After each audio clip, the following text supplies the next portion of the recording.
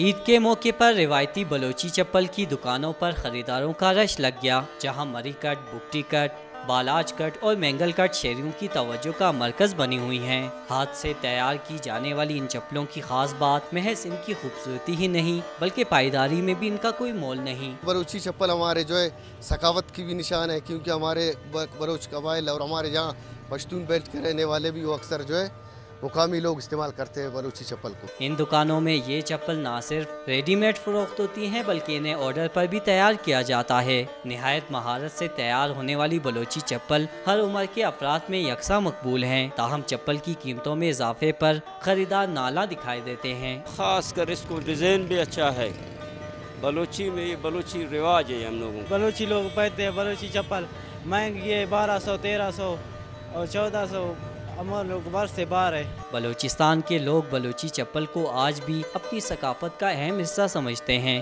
یہی وجہ ہے کہ عید کے موقع پر لوگوں کی بڑی تعداد بلوچی چپل پہننا پسند کرتی ہے۔ کیمرامین محمود ہمدرد کے ساتھ عاصم خان، ڈون نیوز، کوئٹہ۔